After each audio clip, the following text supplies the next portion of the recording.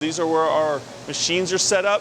These are all called Kleinbell machines. We started the company with one machine. We're up to over 40 machines now, and each one of these machines is capable of producing 2 300-pound blocks once every 3 to 4 days, depending on the weather. So in the summer, you're looking at more like 4 days. In the winter, closer to 3 days. So I'll come down here. We've got a machine set up with some blocks in it, so you can see kind of what that looks like. These machines over here have already been pulled for the day. We pull about a third of our machines every day. So you're looking at 30 blocks per day. And then once these blocks are pulled out of these machines, they're sent into our walk-in freezers where we do most of our production.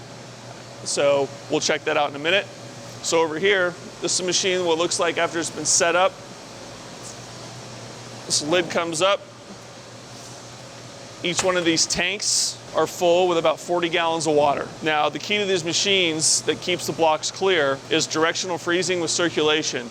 So if you look in these machines on the bottom, there's a cold plate. That's the only area where these machines get cold. Everything else stays room temperature or ambient temperature. There's also pumps that sit and run the water, so it mimics kind of like a lake or a river. So what this does is it literally takes the lake or river technology, where if you take a core, if you've ever been ice fishing, I don't know if anybody ice fishes in Arizona, but anywhere else, you can get the top is murky and the bottom is clear. That's because once that layer of ice freezes over the top, the bottom of the water keeps moving and it creates an insulated barrier that creates directional freezing. So these machines literally just mimic that and flip it on its head, where there's a cold plate on the bottom and the pumps that help circulate the ice. So if you want to look in here real quick, you can't really see it, but there is about probably 8 to 10 inches of ice inside that block, inside that bed right now in each of those beds. But obviously they're perfectly clear. You'll be able to see it better when we come over here and pull a block for you. But this is what the machines look like when they're running. So there's no waste, it's just 40 gallons. There's no circulating water, there's no dumping water, so it's really sustainable and not a lot of waste. So it's really nice here in the desert when it comes to water. So once those blocks are done freezing, what it's going to look like, we'll come over here, and this is what the machines look like when we're getting ready to pull. So I know Daniel's around here somewhere. Daniel's our director of operations, helps keep this shop running when I'm not around. This is a tool that is made by the same company that makes all of our ice machines, specifically made to help pull these blocks out. So what this is like turns into a giant ice cube tray like you'd have in your house, except you can't turn it over and dump it, so you got to find a way to get the cubes out. So you just kind of loosen the blocks up like that, and then you hook this up on the clips that we put in while the blocks are freezing, and then this machine is on a winch and just slowly pull these blocks out. And these blocks have bags on them. That's the only way to keep water inside of the tanks, okay? So each bag is individual use. Once we pull the block, strip the bag, and then cut the block from there. And then we put it on a table and move it into our freezer. This is kind of how we pull the block. Comes out, you can see, perfectly clear, 300-pound block. This machine's nice. Obviously keep your hands and feet away from that. You don't want that thing falling on you. So we've got our table over here. We lower the block down. All right. Then the bag gets stripped, and we flip it on its edge, and then we cut it in half. It's a lot easier to manage these blocks if they're not the solid 300 pounds, so we usually cut them into half and then move them into our freezer and cut them down further from there. But this is just the first step in the process of getting them out of the machine, into our freezer, into our processing room. So you can see real quick, and obviously all these edges get cut off once we're in the freezer. Sometimes there's a little bit of bag stuck in it. You can see that block's perfectly clear, just like a big carving block that you'd use for sculptures. This is the first step, and then we move on to making all the cubes and spheres and everything else that we make here. They're gonna flip it up on its side. And then Daniel here is gonna take it over, and we use a chainsaw and cut it in half. And that makes it a lot easier to manage. So that's the process that kind of gets replicated anywhere between 20 and 30 times every day, depending on when the machines are done, what time of year it is, and how quick the blocks are freezing.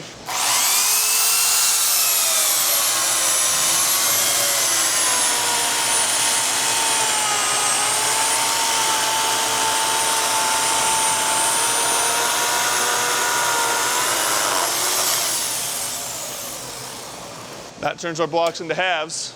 Then we take them on the cart and we put them into our deep freeze to let them refreeze a little bit before we start cutting them. There is a perfect temperature that you want to cut these blocks at. Any bit warmer, they're going to melt and kind of stick together. If they're too cold, they're going to fracture from thermal shock and split when you're cutting them. So we have both of our freezers. We have a dual temp freezer. We have our production freezer and we have our storage freezer, both at different temperatures to help us make sure that the ice stays good and doesn't break or crack or stick together. So this is our storage freezer, where you can see we have a lot of backstock and inventory, all the different cuts we make for a lot of the bars and restaurants. These are where we stock up our blocks for the day that we're going to cut and process in our processing freezer. So we'll leave those on that table because we got a couple extra backed up here. But then they come out of this freezer, okay, and then are moved into this freezer over here. It's our production freezer, where our team's working right now. So this is our production freezer. You can see the blocks are cut down into sheets that you can see over here, into big long sheets. Then the sheets are cut down into what are our spears. You can see our sticks over there. And then once they're done into the spears, you can see what Hawk's doing over here. Our table over here, we've got them cutting them into cubes right now. After they're done into cubes, so we have our team over here and they make sure that they can put into bags. Depending on what day it is and what orders we have coming in, that'll dictate what kind of cuts we're doing.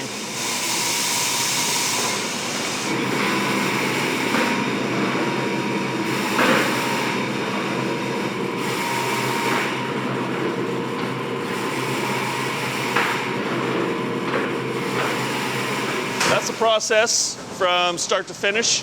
You kind of see where it starts and where it ends, and then after all the cubes are cut, we load them onto our frozen delivery vans and shipped out all throughout the valley. During our highest production levels, it can be up to 20 machines per day. So you're looking at 2 blocks per machine, 40 blocks per day, and 300 pounds a piece. So I think I'm doing the math right? That's 12,000 pounds. So you're looking at 6 tons of ice a day at our largest production volume. The ideal temperature these machines want to run at is about 72 to 76 degrees. And unfortunately in Arizona, even with refrigeration, when it's 115 out and you have a lot of machines running that are putting out a lot of heat, you just can't keep your environment that cool.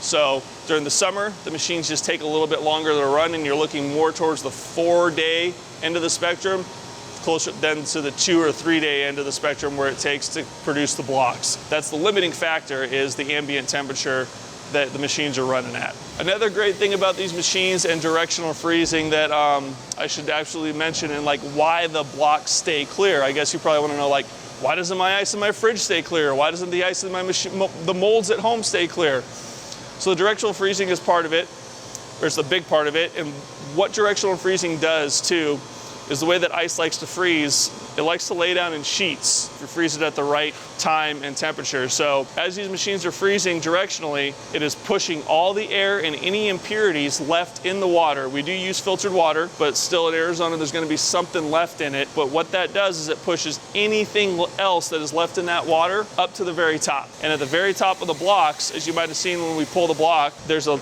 little bit of like murkiness, and that's all the air and impurities that are left in the water that get frozen that solid later. Lets us cut it off, discard it, and leave us with a brand new, crystal clear 300-pound block of ice. It's got to drop off some ice, transfer it to another delivery van. These are trucks that go out on the road every day. All the ice gets packed in thermal insulated milk containers, milk crates. The van stays super cold. Our vans stay at about 0 to -10 degrees for transportation. Then these insulated packages help keep it cold, moving it from the van into the bar or restaurant's freezers. You still need that little bit of protection for that couple minutes. So at the end of the day, after we're done cutting, we come and our team comes and fills up all the tanks. So like I said, each tank holds about 40 gallons of water at its optimal level. So we put our bags in, our clips that freeze into the blocks that are going to allow us to pull it later. Then we have our pumps as well to help circulate the water as it's freezing. You're looking anywhere between 2 to 4 days of freezing time. Most of the time we aim for that about 2.5 to 3 day spot. Gives us a really solid block without a lot of waste. Let's take a few minutes per bin. Once they're filled up, we plug the pumps back in, close the tank, and let it do its thing. It's pretty hands-off, which is nice. We'll come and check on it the next day to make sure that the pumps are running, they're in the right direction, make sure that every machine looks good, make sure everything's working well, and within a couple days we should have our nice, clear 300-pound block.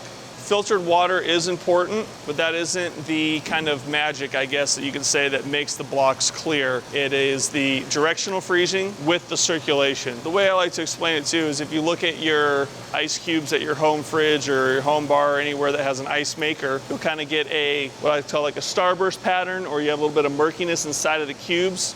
And the reason for that is when a cube freezes in your fridge, or freezer, I'm sorry, it freezes from all directions and it pushes everything towards the center. And then once the cube freezes, it has nowhere to go but try to push its way out. So with our machines, instead of everything being pushed to the center, by everything I'm saying, air and impurities and anything trapped in the ice, ours is pushed to the very top, where it then can be trapped in the final layer of the cube that we end up cutting off during our production process and discarding.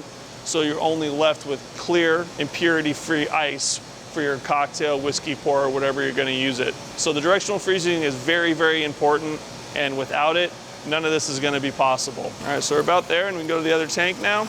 And once they're both full, we're going to close the lid, plug in the pumps, start the machine, and it's off to the races. So you won't even see it freezing. I can show you a machine over here, and as you can see, you can look inside, and can't really see the ice, all right? These bins are about 15 to 16 inches deep. So you go right here, stops. There's the ice, all right? So we're only 4 or 5 inches from the top. So that's gonna be ready to pull very, very soon. That's kind of how we pull our blocks, depending on how big they've gotten. You use the days as a guideline, but like I said, depending on the weather, the temperature, the humidity, it can affect these machines and really vary how fast the blocks get frozen. And so the tanks are almost full here. So we'll get our water supply shut off. It's as simple as closing the lid down. Obviously it keeps all the impurities from the other environment from getting into the ice. It keeps it nice and cool in there as well. And we have our power source up here. Go ahead and plug our pumps in. This is what's gonna give that circulation to mimic that lake or river effect. We're gonna check and make sure these pumps are running. And they're running. And we're off to the races. And then we let the machine sit 2, 3, 4 days. And then in a few days, we'll check it again with a depth checker. And when they're ready to go, we'll pull the block, start the process all over again. This is what we do 5 to 6 days a week, 365 days a year. That's the process from start to finish. The end product is very, very impressive in my opinion. Happy to be able to do it. Hire us to tell your story. As an independent team of filmmakers, we love producing documentaries for artisans of all trades, honoring skill, passion, and determination. The fruits of our labor literally creates happiness. Founded in 2020, we harness our collective experience and enthusiasm for storytelling to deliver content that resonates with viewers on every level. Think big and think outside of the box. We avoid the constant noise of clickbait news and outrage headlines, instead crafting more intimate narratives that touch on the purpose of life itself. Stories that not only inform but also inspire, whether it's the art of agriculture, the science of fermentation, an innovative garage startup, or the intricacies of off-grid living. We're here to explore it all and invite you to join us in the discovery. You're just working with what you have at hand instead of having unrealistic expectations. We know the world is brimming with hidden stories waiting to be told. These are tales of ordinary people doing extraordinary things. The biggest thing is to realize that there's nothing that you can't do. Embodying the American spirit that with hard work, dreams really can come true. So whether you're a garage baker, homegrown mycologist, backyard farmer, or off-grid homesteader, send us a message and share your story with the world.